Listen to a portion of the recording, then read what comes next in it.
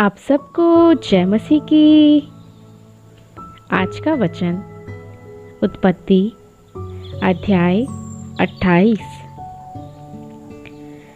तब इसहाक ने याकूब को बुलाकर आशीर्वाद दिया और आज्ञा दी, तू किसी कनानी लड़की से विवाह न कर लेना। पद्नराम ने अपने नाना बतूएल के घर जाकर वहाँ अपने मामा लाबान की एक बेटी से विवाह कर लेना। सर्वशक्तिमान ईश्वर तुझे आशीष दे और फलवंत करके बढ़ाए, और तू राज्य की मंडली का मूल हो।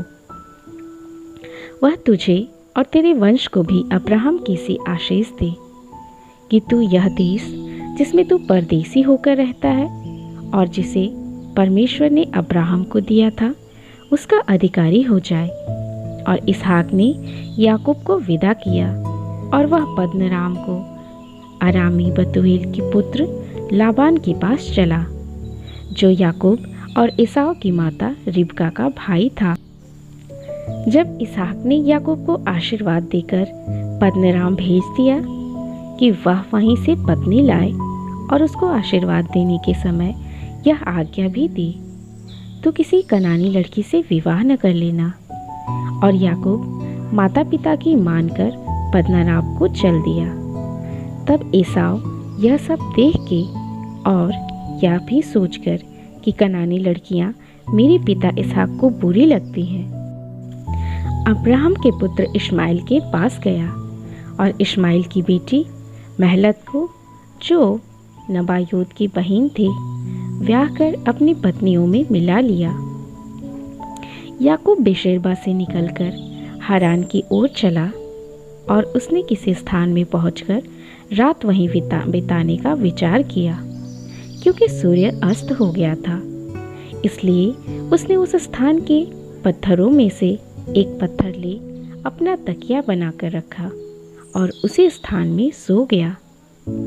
तब उसने स्वप्न में क्या देखा कि एक सीढ़ी पृथ्वी पर खड़ी है और उसका सिरा स्वर्ग तक पहुंचा है, और परमेश्वर के दूत उस पर से चढ़ते उतरते हैं। और यहोवा उसके ऊपर खड़ा होकर कहता है, मैं यहोवा तेरे दादा अब्राहम का परमेश्वर और इसहाक का भी परमेश्वर हूँ। जिस भूमि पर तू लेटा है उसे मैं तुझको और तेरे वंश को दूंगा, और तेरा वंश भूमि के धूल के किनकों के समान बहुत होगा, और पश्चिम, पूरब, उत्तर, दक्षिण चारों ओर फैलता जाएगा, और तेरे वंश के द्वारा पृथ्वी के सारे कुल आशीष पाएंगे। और सुन, मैं तेरे संग रहूंगा, और जहाँ कहीं तू जाए वहाँ तेरी रक्षा करूंगा, और तुझे इस देश में लौटा ले आऊंगा। मैं अपने कहे हुओं को जब तक पूरा न कर लूं, तब तक तुझको न छोड़ूंगा। तब याकूब जाग उठा और कहने लगा, निश्चय इस स्थान में यहोवा है, और मैं इस बात को न जानता था।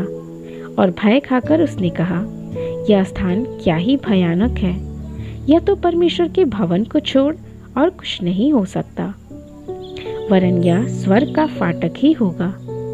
भोर को याकूब उठा और अपने तकिए का पत्थर लेकर उसका खंभा खड़ा किया और उसके सिरे पर तेल डाल दिया। उसने उस स्थान का नाम बेतेल रखा, पर उस नगर का नाम पहले लूज था। तब याकूब ने यह मन्नत मानी, यदि परमेश्वर मेरे संग रहकर इस यात्रा में मेरी रक्षा करे और मुझे खाने के लिए रोटी और पहनने के लिए कपड़ा दे, और मैं अपने पिता के घर में कुशल क्षेम से लौट आऊं, तो यहोवा मेरा परमेश्वर ठहरेगा, और यह पत्थर जिसका मैंने खंभा खड़ा किया है परमेश्वर का भवन ठहरेगा। और जो कुछ तू मुझे दे उसका दशमांश मैं अवश्य ही तुझे दिया करूँगा।